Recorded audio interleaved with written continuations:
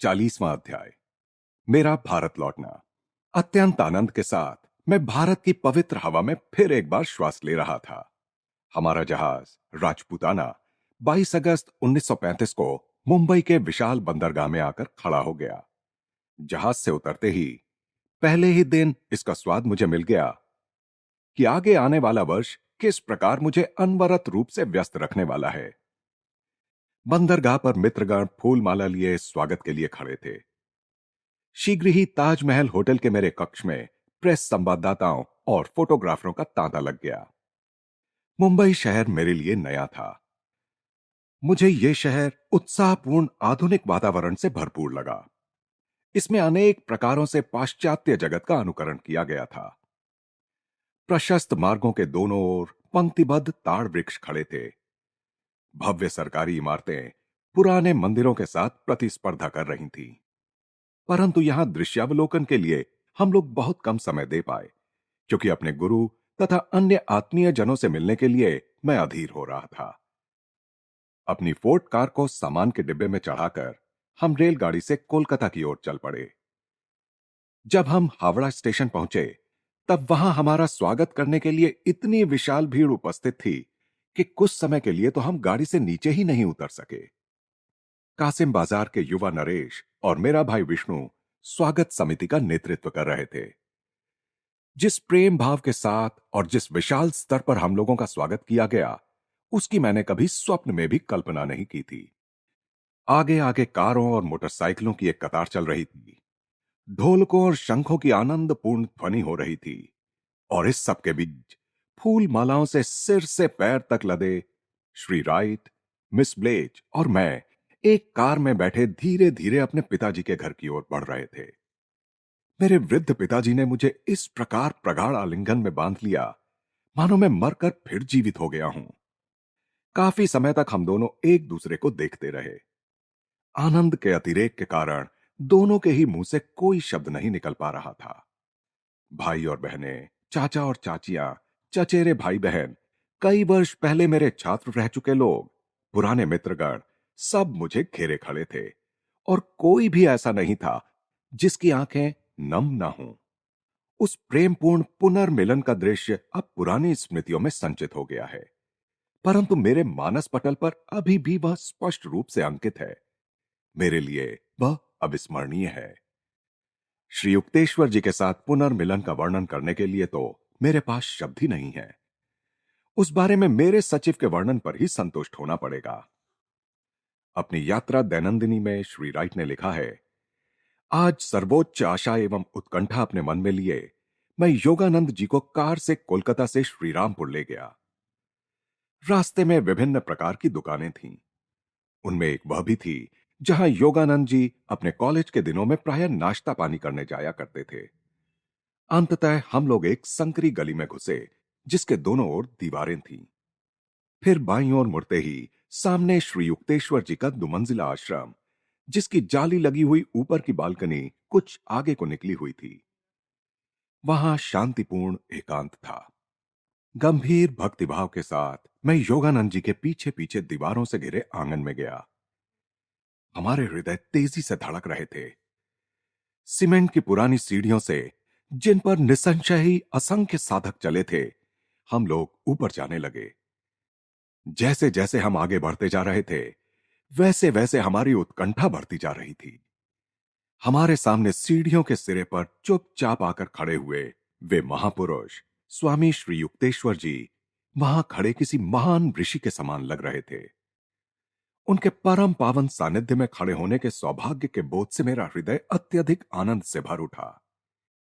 मेरी आतुर आंखों की दृष्टि अश्रुओं से धुंधली हो गई जब मैंने देखा कि योगानंद जी ने अपनी आत्मा की कृतज्ञता व्यक्त करते हुए अपने गुरु के सामने जमीन पर घुटने टेक कर सिर झुकाते हुए पहले अपने हाथों से उनके चरणों का स्पर्श किया, और फिर उन्हीं हाथों से अपने मस्तक का स्पर्श करते हुए गुरु की चरण व्रज अपने मस्तक पर धारण कर ली। इसके बाद योगानंद जी के उठ खड़े होते ही श्री युक्तेश्वर जी ने उन्हें अपनी छाती से लगा लिया। शुरू में किसी के मुंह से कोई शब्द नहीं निकले, किंतु हृदयों के तीव्र भाव अंतर की मौन वाणी में प्रकट हो रहे थे। पुनर्मिलन के आनंद से उन दोनों की आंखें कैसी चमक रही थीं। उस शांत बरामदे में एक अत्यंत कोमल भाव उमड़ रहा था, और मानो उस क्षण की गरिमा को बढ़ाने के लिए ही सूर्य भी अचानक बादलों से बाहर आ गया। परम गुरु के सामने घुटने टेककर उनके चरणों में प्रणाम करते हुए मैंने भी अपने हृदय की भक्ति एवं कृतज्ञता अर्पित की। लंबी तपस्या के कारण कठोर हुए उनके चरणों का स्पर्श कर मैंने उनका आशीर्वाद लिया। फिर मैंने खड़े होकर उनके सुंदर नेत्रों में झांका। उनकी आंखों में आत्मचिंतन की गहराई और आनंद की चमक थी।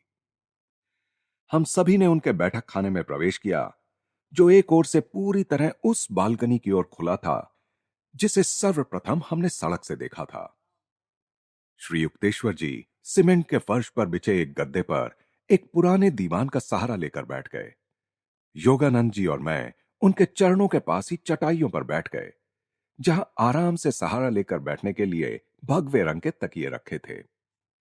दो स्वामियों के बीच बंगला में चल रहे वार्तालाप का सार समझने की मैं निष्फल चेष्टा कर रहा था, क्योंकि मुझे जल्दी ही समझ में आ गया कि जब वे एक साथ होते हैं तो कभी अंग्रेजी में बात नहीं करते, जबकि स्वामी जी महाराज, लोग श्री युक्तेश्वर जी को इसी नाम से पुकारते हैं, अच्छी तरह अंग्रेजी बोल सकते हैं और प्रायः बोलते भी हैं।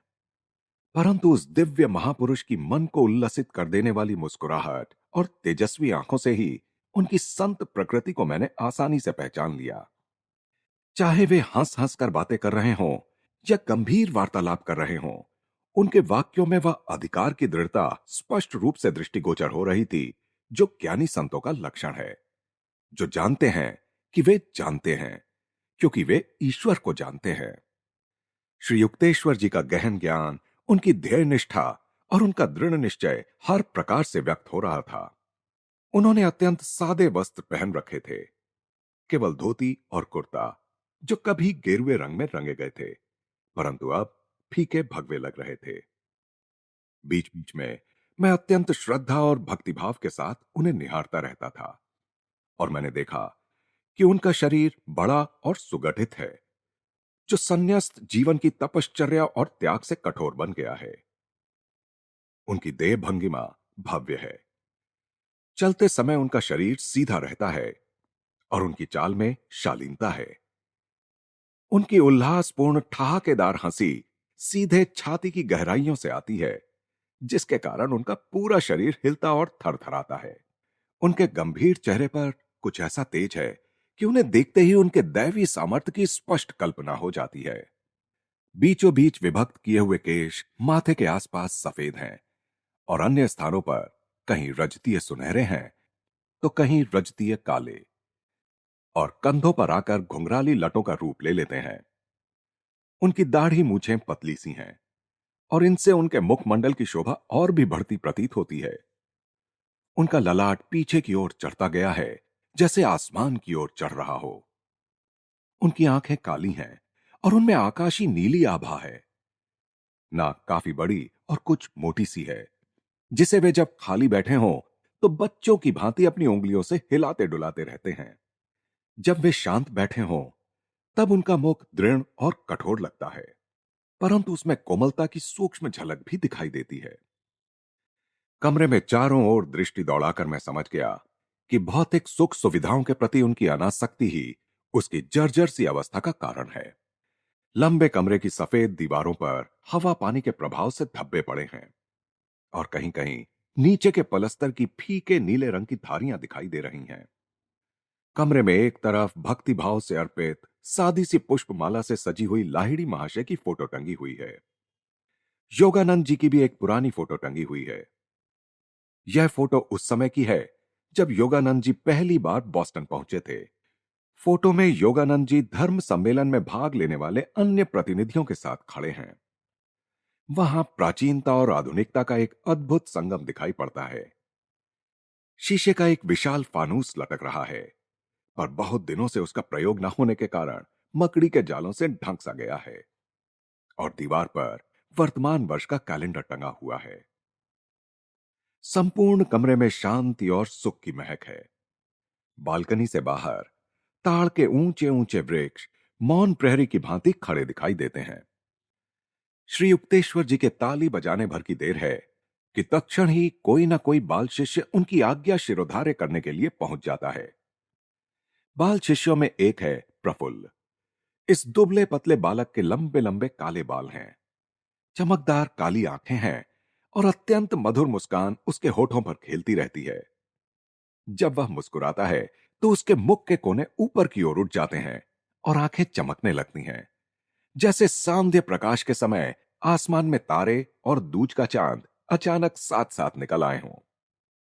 अपनी उपज के लौट आने पर श्री युक्तेश्वर जी का अपार हर्ष छिप नहीं रहा है और उनकी उपज अर्थात मेरे बारे में भी उन्हें काफी जिज्ञासा प्रतीत होती है। परंतु उस महापुरुष के स्वभाव में ज्ञान की प्रधानता उन्हें अपनी भावनाओं को व्यक्त करने से रोकती है। गुरु दर्शन के लिए जाने पर गुरु चरणों में कोई भेंट अर्पण करने की प्रथा के अनुसार योगानंद जी ने भी अपने गुरु को कुछ उपहार अर्पण किए। बाद में हम लोगों ने चावल और सब्जियों का सादा परंतु अच्छी तरह पकाया गया भोजन किया। मुझे अनेक भारतीय रीतियों का पालन करते देख, उदाहरणार्थ हाथ से भोजन करना, श्री युक्तेश्वर जी प्रसन्न हुए। कई घंटों तक बंगाली भाषा में वार्तालाप और प्रेमपूर्ण मुस्कुराहटों एवं आनंदपूर्ण दृष्टिपातों के आदान प्रदान के बाद हमने श्री युक्तेश्वर जी के चरणों में प्रणाम कर उनसे विदा ली और उस पुण्य दर्शन की चिरस्थायी स्मृति अपने हृदय में धारण किए कोलकाता लौटने के लिए निकल पड़े। वर्णन तो मैं मुख्यतः परम गुरु के बाह्य स्वरूप का ही कर रहा हूं, परंतु उनके आध्यात्मिक ऐश्वर्य का मुझे सदैव भान रहा। मैंने उनके अपूर्व सामर्थ्य को अनुभव किया और उस अनुभव को मैं एक दिव्य आशीर्वाद के रूप में सदा के लिए संजो कर रखूंगा। इन शब्दों में श्री राइट ने श्री युक्तेश्वर जी का वर्णन किया। अमेरिका, यूरोप और फिलिस्तीन से मैं श्री युक्तेश्वर जी के लिए अनेक उपहार लाया था। उन्होंने वे उपहार मुस्कुराते हुए स्वीकार कर लिए, पर कहा कुछ नहीं। जर्मनी में मैंने स्वयं अपने उपयोग के लिए एक छाता युक्त छड़ी खरीदी थी। भारत आने के बाद मैंने वह छड़ी गुरुदेव को अर्पित करने का निर्णय किया। यह उपहार मुझे सचमुच बहुत पसंद आया। यह कहते हुए मेरे गुरुदेव ने अत्यंत प्रेम भरी दृष्टि मुझ पर डाली। आमतौर पर अपनी भावनाओं को वे इस तरह शब्दों में व्यक्त नहीं करते थे। सब उपहारों में से यह छड़ी ही ऐसी थी जिसे वे उनसे मिलने के लिए आने वाले लोगों को दिखाते थे। गुरुदेव, आपकी आज्ञा हो तो मैं बैठक खाने के लिए नया कालीन लाना चाहता हूं। मैंने देखा था कि श्री युक्तेश्वर जी का व्याघ्र चर्म पुराने फटे हुए कालीन पर बिछा हुआ है। यदि तुम्हारी इच्छा है तो ले आओ। मेरे गुरुदेव के स्वर में कोई उत्साह नहीं था। पर देखो, मेरा व्याघ्र चर्म कितना अच्छा और स्वच्छ है। अपने इस छोटे से राज्य का मैं राजा हूं। इसके बाहर विशाल जगत है जिसमें लोग केवल बाह्य वस्तुओं में ही रुचि रखते हैं। उनके मुख से इन शब्दों को सुनते ही मुझे लगा जैसे समय मुझे पीछे ले गया है। फिर एक बार मैं युवा शिष्य बन गया हूं जो प्रतिदिन उनके अनुशासन की अग्नि में शुद्ध होता जा रहा था। श्रीरामपुर और कोलकाता से अवकाश मिलते ही मैं श्री राइट के साथ रांची के लिए रवाना हो गया। कितना भव्य स्वागत हुआ वहां, एकदम हृदय स्पर्शी। मेरी 15 वर्षों की अनुपस्थिति में विद्यालय की ध्वजा को फहराते रखने वाले निस्वार्थी शिक्षकों को गले लगाते समय मेरी आंखें छलछला उठी। आश्रमवासी छात्रों के और प्रतिदिन अपने घर से आने वाले छात्रों के दमकते चेहरे और प्रफुल्ल मुस्कुराहटें उन्हें मिल रही शिक्षा और योग प्रशिक्षण की उपयुक्तता के पर्याप्त प्रमाण थे। परंतु अफसोस, यह सब होते हुए भी रांची विद्यालय को भीषण अर्थ संकट का सामना करना पड़ रहा था। कासिम बाजार के पुराने महाराजा सर मणिचंद्र नंदी, जिनका राजमहल विद्यालय भवन बन गया था और जिन्होंने कई बार विपुल दान भी दिया था, अब स्वर्ग सिधार चुके थे। पर्याप्त जन सहयोग न मिलने के कारण विद्यालय के अनेक लोकोपकारी अंग दारुण संकट में थे। अमेरिका में इतने वर्ष मैंने उसके व्यावहारिक ज्ञान और बाधाओं का डटकर सामना करने के गुणों में से कुछ न कुछ आत्मसात किए बिना ही नहीं बिता दिए थे। एक सप्ताह तक मैं नाना जटिल समस्याओं से जूझते हुए रांची में रहा। उसके बाद कोलकाता के प्रमुख नेताओं और शिक्षाविदों से मेरी भेंट का क्रम शुरू हो गया। कासिम बाजार के नए युवा महाराजा से भी मैंने लंबी बातचीत की। पिताजी से आर्थिक सहायता के लिए अनुरोध किया और इस सब का परिणाम यह हुआ कि रांची विद्यालय की लड़खड़ाती नींव स्थिर होने लगी। ठीक समय पर मेरे अनेक अमेरिकी शिष्यों से भी काफी दान प्राप्त हो गया। भारत लौटने के बाद कुछ ही महीनों में रांची के विद्यालय की कानूनी तौर पर रजिस्ट्री कर पाने की खुशी भी मुझे मिल गई। इस प्रकार चिरस्थायी निधि योग शिक्षा केंद्र का मेरा जीवन स्वप्न साकार हो गया। मेरे इसी स्वप्न ने 1917 में केवल 7 विद्यार्थियों के साथ इस विद्यालय की शुरुआत करने में मुझे प्रेरित किया था। योगदा सत्संग ब्रह्मचर्य विद्यालय के नाम से चल रहे इस विद्यालय में माध्यमिक एवं उच्च विद्यालय के कक्षा वर्ग खुले प्रांगण में चलते हैं। आवासीय और प्रतिदिन आने वाले दोनों ही प्रकार के छात्रों को कोई ना कोई व्यावसायिक प्रशिक्षण दिया जाता है। स्वायत्त समितियों के माध्यम से अपने अनेक कार्यकलापों का छात्र स्वयं ही परिचालन करते हैं। अपने शिक्षक जीवन के आरंभ में ही यह बात मेरे ध्यान में आ गई थी कि बच्चों को जहां शिक्षकों को मात देने में नटखट आनंद मिलता था, वहीं अपने साथी छात्रों द्वारा बनाए गए नियमों का वे खुशी खुशी पालन करते थे। मैं स्वयं भी कभी आदर्श छात्र नहीं रहा था, अतः बच्चों की सब शरारतों और समस्याओं के प्रति मेरे हृदय में सदा पूर्ण सहानुभूति रहती थी। बच्चों को खेल कूद में प्रोत्साहन दिया जाता है। हॉकी और फुटबॉल के खेलों से मैदान गूंजते हैं। प्रतियोगिताओं में रांची विद्यालय के विद्यार्थी प्रायः कप जीतते हैं। छात्रों को अपनी इच्छा शक्ति के बल से मांसपेशियों में शक्ति संचार करने की योग्यता प्रणाली सिखाई जाती है, जिसमें मानसिक बल से शरीर के किसी भी हिस्से में प्राण शक्ति का संचार किया जाता है। उन्हें योगासन तथा तलवार और लाठी चलाना भी सिखाया जाता है। इस विद्यालय के प्राथमिक चिकित्सा में प्रशिक्षित छात्रों ने बाढ़, अकाल आदि संकट काल में अपने प्रांत की प्रशंसनीय सेवा की है। बच्चे बागवानी करके अपने लिए सब्जियां भी पैदा कर लेते हैं। कोल, संथाल और मुंडा आदि प्रांत की आदिवासी जनजातियों के लिए प्राथमिक विद्यालय की शिक्षा हिंदी माध्यम में दी जाती है। केवल लड़कियों के लिए कक्षाएं आसपास के गांव में चलाई जाती हैं। रांची के विद्यालय की अपूर्व विशिष्टता यह है कि यहां क्रिया योग की दीक्षा दी जाती है। बालक नियमित आध्यात्मिक साधना और गीता पाठ करते हैं। उन्हें उपदेश एवं प्रत्यक्ष उदाहरण द्वारा सादगी, त्याग, आत्मसम्मान एवं सत्यानुशीलन की शिक्षा दी जाती है। उन्हें यह सिखाया जाता है कि बुराइयों से दुख ही मिलता है और अच्छाइयों से सच्चा सुख प्राप्त होता है। बुराइयों की तुलना विष मिश्रित शहद के साथ की जा सकती है, जो खाने का लालच तो मन में पैदा करती है, पर मृत्यु से लदी हुई होती है।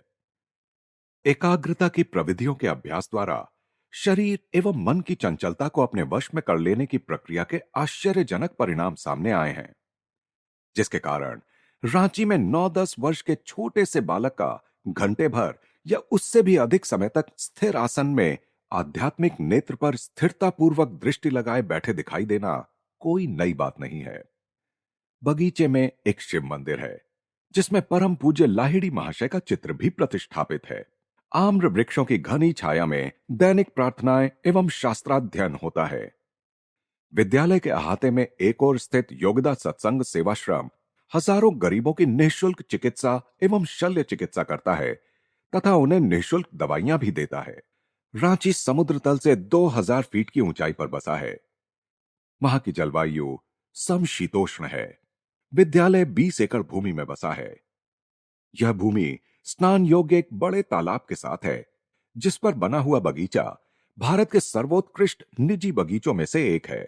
यहाँ 500 फल वृक्ष हैं, आम, खजूर, अमरूद, लीची, कटहल आदि। रांची के पुस्तकालय में असंख्य पत्रिकाएं और अंग्रेजी तथा बंगला भाषा की हजारों पुस्तकें हैं, जो पूर्व तथा पश्चिम के लोगों से उपहार स्वरूप मिली हैं। विश्व के सभी शास्त्रों के ग्रंथों का संग्रह भी यहां है। एक सुवर्गीकृत संग्रहालय में पुरातत्व, भूविज्ञान तथा मानव विज्ञान संबंधी अनेक वस्तुएं एवं तरह तरह के रत्नों को प्रदर्शित किया गया है। इनमें से अधिकतर वस्तुएं ईश्वर की विशाल धरती के विभिन्न देश प्रदेशों में मेरे भ्रमण के स्मृति चिन्ह हैं। रांची के विद्यालय के समान ही योग प्रशिक्षण की व्यवस्था के साथ साथ आवासीय व्यवस्था से युक्त शाखा हाई स्कूल खोले गए हैं और ये सभी विद्यालय उत्तरोत्तर प्रगति पथ पर हैं। ये शाखाएं हैं पश्चिम बंगाल के पुरुलिया जिले में लखनपुर स्थित योगदा सत्संग विद्यापीठ यानी विद्यालय तथा मिदनापुर जिले में स्माली चक स्थित योगदा स्कूल एवं आश्रम। 1939 में दक्षिणेश्वर में गंगा किनारे एक भव्य योगदा मठ की स्थापना हुई। कोलकाता से कुछ ही मील की दूरी पर उत्तर में स्थित यह आश्रम शहरवासियों के लिए एक रमणीय शांति स्थल है।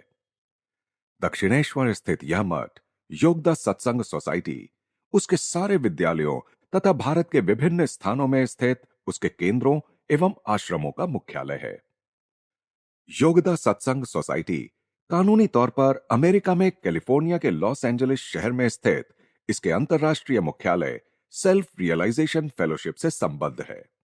योगदा सत्संग की गतिविधियों में संपूर्ण भारत में रहने वाले अपने साधकों को प्रति माह डाक द्वारा योगदा पाठ भेजना सम्मिलित है। इन पाठों में शक्ति संचार, एकाग्रता एवं ध्यान की योगदा प्रविधियों का सविस्तार वर्णन है। क्रिया योग की उच्चतर दीक्षा लेने के लिए जो बाद में पाठों के माध्यम से केवल योग्य साधकों को ही दी जाती है, इन प्रविधियों के निष्ठापूर्ण अभ्यास द्वारा स्वयं को तैयार करना आवश्यक होता है। योगदा सत्संग की शैक्षणिक, आध्यात्मिक तथा जनहितैषी गतिविधियों के लिए भारी संख्या में शिक्षकों और कर्मचारियों की निष्ठापूर्ण सेवाओं की आवश्यकता पड़ती है। यहां मैं उन शिक्षकों एवं कर्मचारियों के नाम नहीं दे रहा हूं क्योंकि उनकी सूची बहुत बड़ी बन जाएगी, परंतु उनमें से प्रत्येक व्यक्ति का मेरे हृदय में एक निश्चित उज्जवल स्थान है। श्री राइट ने रांची के अनेक बालकों के साथ मित्रता स्थापित कर ली थी। सादी धोती पहनकर काफी समय तक वे उन सबके साथ रहे। मुंबई, रांची, कोलकाता, श्रीरामपुर, जहां जहां भी वे मेरे साथ गए, सविस्तार सुंदर वर्णन लिखने की नैसर्गिक योग्यता से युक्त मेरे इस सचिव ने अपनी यात्रा दैनंदिनी में उन सब स्थानों का सविस्तार वर्णन लिखा है। एक दिन शाम को मैंने उनसे पूछा, डिक, भारत के बारे में तुम्हारा क्या विचार है? विचार मग्न होते हुए उन्होंने कहा, शांति। यहां के लोगों के स्वभाव में ही शांति है।